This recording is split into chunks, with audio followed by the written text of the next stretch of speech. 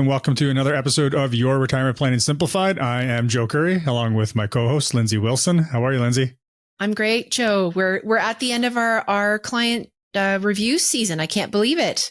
It's hard to believe. And it's been a lot of fun, as we've mentioned already, seeing all of our clients, which is great. So we have a ton of work kind of in the hopper to follow up to all those meetings, make sure we're staying on top of all the planning for our clients. But it's also an exciting time because I guess opened our calendar, had it open next week to a bunch of new clients coming in, many of which actually came from, our podcast listeners. So that's kind of exciting. It is very exciting. It's very, very exciting. We'll jump right into it, Lindsay. So what I was going to say is we could jump into talking about what we call the sandwich generation. So Joe, did you want to just give us a bit of an explanation of what the sandwich generation is? Yeah. So, I mean, many people retiring today are finding themselves in this situation, I guess, where they may need to be actually planning for how they're going to support their aging parents. And at the same time, have children that are now adults and looking to do things like get married and pay for weddings and buy a home and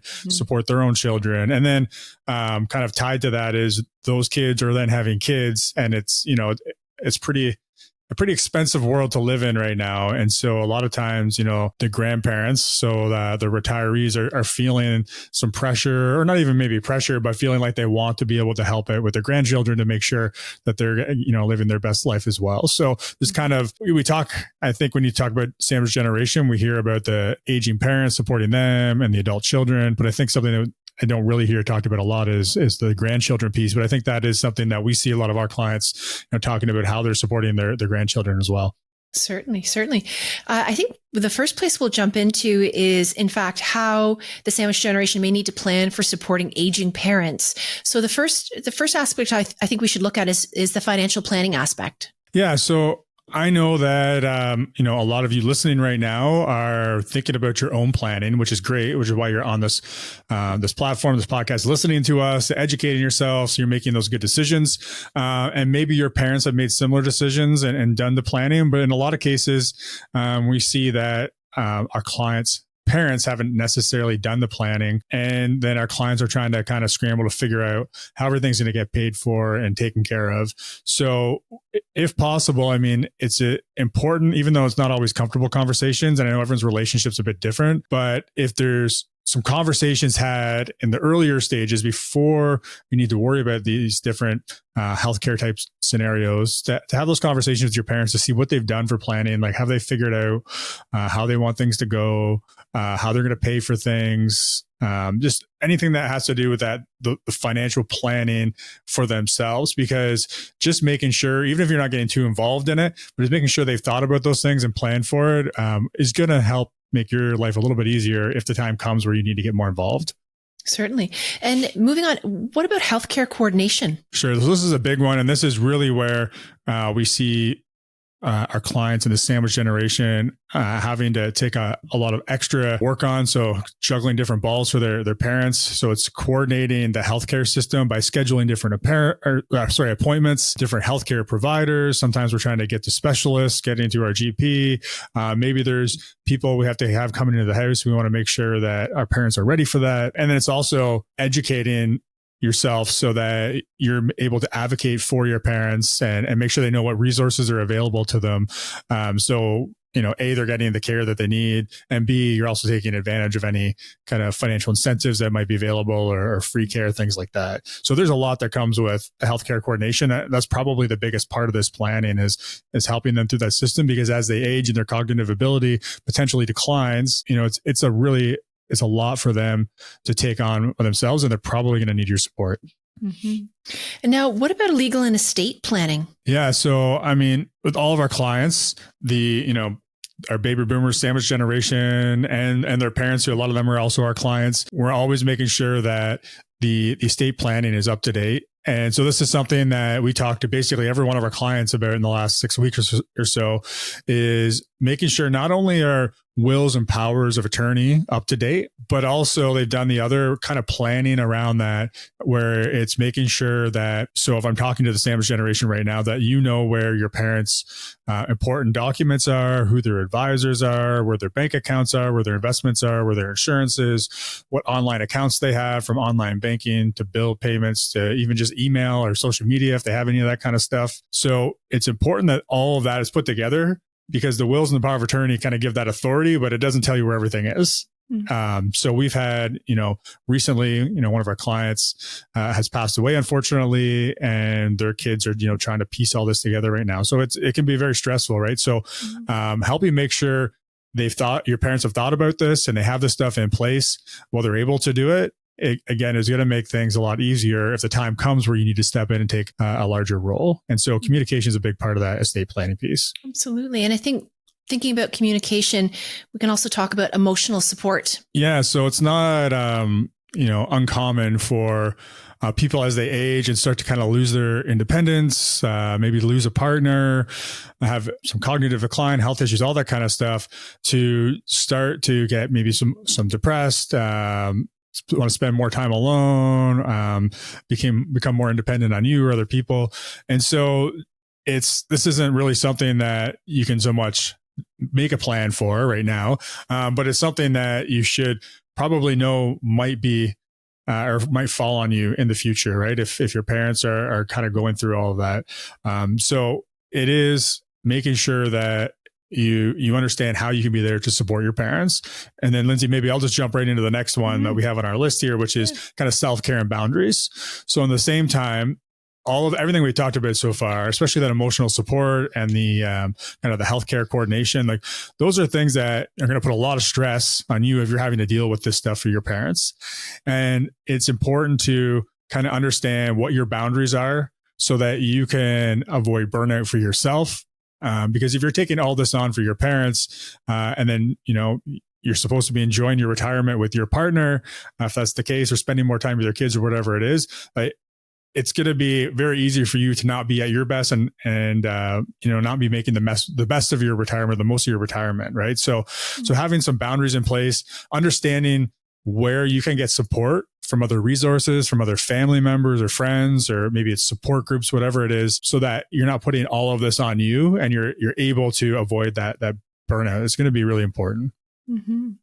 I think we can, from a similar but different angle, look at the sandwich generation, how they might need to plan for supporting adult children. Again, maybe one of the first places we can dive in is, again, with financial assistance. Yeah, sure. So there's financial assistance, and I'm going to just kind of add our second point right into the same discussion of setting boundaries. As we already mentioned, and I don't think I need to mention it, but anyone listening, you probably know it's pretty tough for young adults to get started now with the cost of housing, the cost of groceries, the cost of kids' sports, everything else. It's not easy. So even people making pretty decent money are having a hard time getting by. So one of the parts of planning for financial assistance is, understanding your own situation, having a good retirement plan so you know exactly what your sustainable spending is.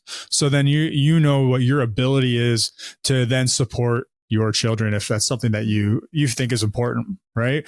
So what we don't want to see, and where we do see people get in trouble a little bit, is where they worry so much about their adult children that they start to do things that put their own retirement in jeopardy or their own lifestyle in jeopardy because they're spending too much and it's not within their plan, right? Mm-hmm. So the first step there is having your own financial plan. The next thing I know, which is, we've talked about this in the Millionaire Next Door, they talk about it, but also just from seeing with our clients, our own experience, what I tend to see is the parents kind of who give the most, like whenever their kids ask, are also, unfortunately, where we see the kids become somewhat entitled. I want to be careful how I'm saying this, because I know the intentions are always good as a parent. We want, our kids to have the best life, and we do everything we can to support them. But the more that's handed out and the more kids ask and the more they get, it just seems like it's kind of like a snowball. Like there's more and more entitlement to ask for more. And then we've seen that also lead to other kind of issues between siblings because, this sibling's getting that, this sibling's not getting it, and, creates some rifts there. And, I've seen this more than once happen in this scenario. So that's where the setting boundaries comes in. And I think that you need to understand again, where you are financially and what your goals are in supporting your kids, but also thinking about their own financial independence and whether they're ever going to get there if you're continually kind of handing out and giving them everything as they ask for it, right? So maybe getting clear before they ever ask for anything, how you'll approach those situations if your kids ask for money, or what kind of events you might want to be there to help with. So maybe it's, having some goals around, we know we want to gift X amount of money for a down payment for our kids. And we know we want to give X number of dollars to help pay for a wedding, but having some clear boundaries on what your goals are to be able to support that are on your terms and not based on, what your kids are asking for. Mm-hmm. And then the last thing I'll add on to that piece is another way of looking at it, which we have seen work better, I think, in terms of, trying to avoid that kind of entitlement piece is where our clients have loaned money to their kids, right? Mm-hmm. So, maybe they have multiple kids, maybe one of them needs some help. They have a tough time. They're trying to get through something, or they're trying to get a house for their future family, whatever it is. And so they're not giving the money, but they are supporting them. They're giving them, a loan if maybe the bank isn't able to do it. Maybe they're giving them some somewhat favorable terms to pay it back. But there is the expectation that it is getting paid back in a certain amount of time. And so that's something that we've seen have a better, a more positive outcome in general. Right. So those are just some ideas. So financial assistance is probably something that'll come up, but making sure you set boundaries around that. Right. I think I'm just going to jump ahead one point and then we can come back. But in terms of providing assistance to children financially, we could also look at promoting financial literacy, which might be part and parcel of that. Yeah, absolutely. So this is something that could start at a much younger age than early or like adult children, right? But at any point, this is something where you can be giving much more of a gift by helping educate your kids around money. So financial literacy in general, right? This is not something that's talked a lot about in school, unfortunately. I think that might be changing a little bit, but unfortunately, it is not something that's been a kind of a main topic in school. So people often have to find out the hard way, how credit cards work and how compound interest works, which is great for investment, but not so much for debt, right? So, helping to educate your kids based on your experiences and what is a great idea. Now, it's not always that simple because, as we know, our kids don't always listen to us, right? So that's also where, finding other resources that maybe will have a bigger impact on your kids, or that your kids are more likely to follow, whether that's a financial planner who works with young families, or whether that's, some financial experts on YouTube or other kind of social channels, but just being careful of what's credible and what's not. That's kind of one of the downsides of that. But a podcast just like this, now we're obviously not talking really to younger generations. We're talking to the sandwich generation, boomers, Gen X. But there are a lot of good podcasts out there that are teaching people about finances and all different, stages of life. So, just thinking about how you're passing on some of that knowledge. Mm-hmm. I'd like to jump back a point and just look at how the sandwich generation could encourage their children to further their education and career development. Yeah, for sure. So, a lot of parents, they want to see their kids go to school, post-secondary school, get an education so they get a good job. So, definitely supporting in this area is good. And so this is more of a personal piece. I know my parents, they had some money they had saved to help pay for some of my education. But there was a deal attached to that. And so, they let me know how much money they had to support some of the costs that I was going to have for my education. But the criteria was that I had to, pass all my classes and I had to maintain a certain GPA to actually get that money, which made me more motivated to make sure I was making the most of my time in school. Right. So that was kind of one thing.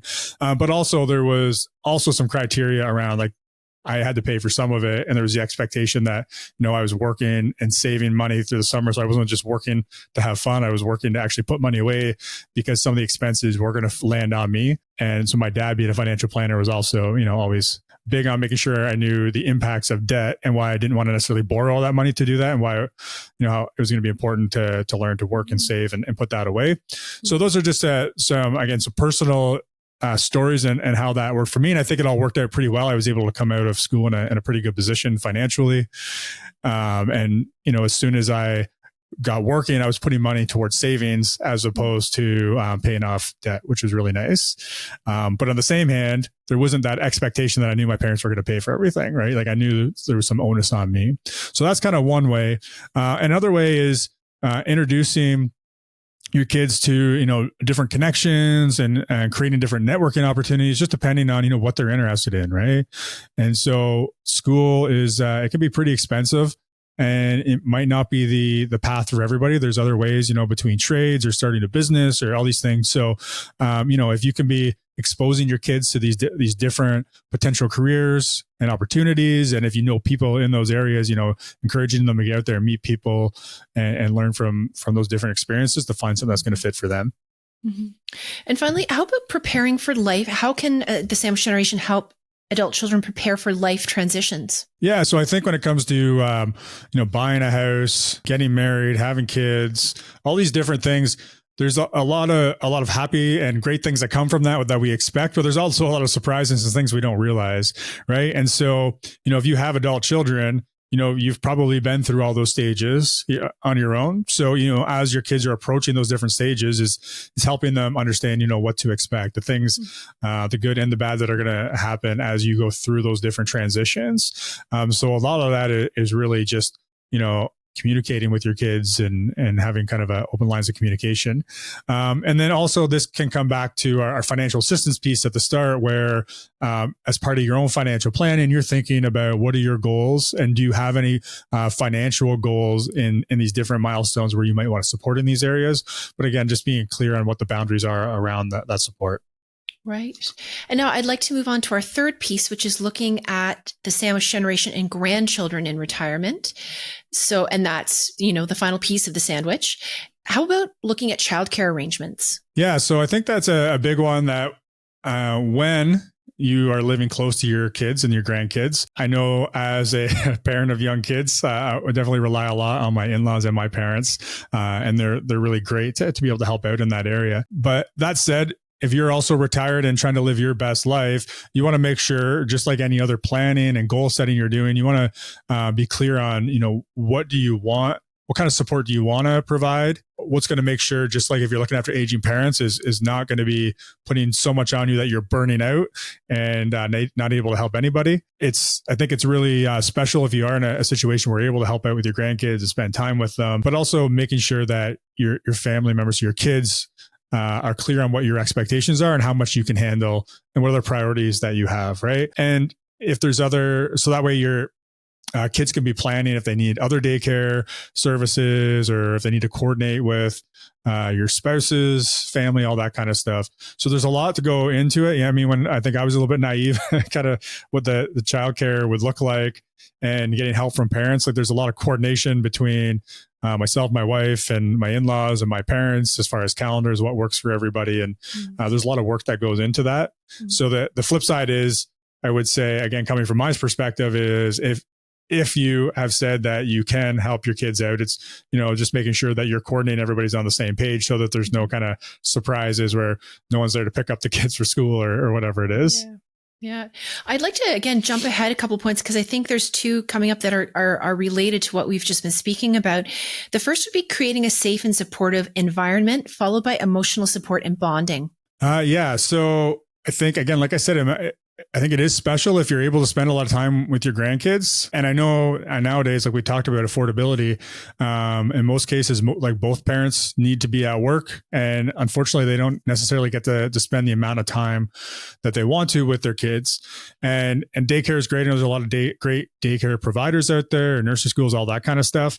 But they're also working kind of one-to-many, right? So as a grandparent, you have this kind of special relationship where you can spend time with your grandkids and provide kind of a safe space for them, just create those deeper relationships where they have somebody to talk to about things that maybe they don't always have time to talk to, or their parents don't have time to talk about, or are too busy to really spend time on. And you can kind of teach those lessons you've learned, and that also your grandkids might be a little more receptive to coming from you rather than their parents, for some of the reasons I talked about earlier with educating the adult children, right? So I guess the main thing there is, cherish that if you do get that, because again, I've seen with my parents and my in-laws and other family members, like how special those bonds are between grandparents and grandkids. So, don't take for granted your relationship with your grandkids and make the most of it to pass on your lessons and wisdom. Right. And I guess underneath that also follows coordinating with parents as well. It's kind of what we've been talking about, part and parcel. Yeah. So, part of that is kind of the childcare, looking after the kids, that piece for sure, which I think we kind of touched on. But also, like, I do think it's important to make sure you understand where your kids' parenting philosophies. And while grandparents are always going to have that, ability to spoil the grandkids a little bit more than the parents probably want them to, and give them a little bit more sugar than their parents probably want them to. Not that I'm speaking from experience, but I think it is also important, especially depending on the kids, to make sure that from a parenting style, a parenting philosophy around, like discipline and communication, expectations, all that kind of stuff, that you are on the same page. Again, there's probably not going to be quite as much or as rigid of a schedule or rules as with the parents, but you also want to make sure that your grandkids are, sticking to their schedule and able to, do their best at school and, from a behavior standpoint, be respectful, all that kind of stuff. So being on the same page as parents, I think is important. And I'd like to just wind it back and sort of finish where we started, which is looking at financial support. Yeah. So this is something, again, you got to think about your own financial plan and what you can provide. But this might be an area where you can help out, where, again, we talked about the potential downfalls of gifting too much money to your kids. But on the same hand, if your kids are doing, a lot of hard work and, they're doing all the right things and they're getting all their bills paid, but there's not a lot of extra for maybe some extracurricular activities or special like events or travel or things that, they would love to be able to provide for your grandkids. That might be a place where you could step in and try to, make sure that they're able to register for hockey, or, maybe you're helping them with a family getaway or something like that, right? I think that's a great area where the parents aren't necessarily relying on you because they are taking care of and independently looking after all the bills. And this is just a way for you to be able to help make sure your grandkids are getting, the life that you would like to see for them, like you worked hard to give your kids. Mm-hmm. So just to sum it up, any action items that our listeners could take away with them today? Or any final thoughts? Like many of our episodes, Lindsay, I think this comes back to making sure you've done your own financial plan so that you know where you stand and can from there make more educated decisions around what kind of support you're able to provide. And then knowing that will allow you to then set some goals around, how involved you want to be and what ways you want to support, whether it's your parents, your adult children, or your grandchildren. Fantastic. Well, thanks, Joe, very much. All right. Thank you, Lindsay. Until next time. Investment services are provided through Matthews & Associates Investments of Aligned Capital Partners Incorporated, an approved trade name of Aligned Capital Partners Inc., ACPI. Only investment-related products and services are offered through ACPI/Matthews & Associates Investments of ACPI and covered by the Canadian Investor Protection Fund. Tax planning, financial planning, and insurance services are provided through Matthews & Associates. Matthews & Associates is an independent company separate and distinct from ACPI/Matthews & Associates Investments of ACPI. Matthews & Associates are not licensed tax professionals, and you should consult with your tax advisor before acting on any recommendations.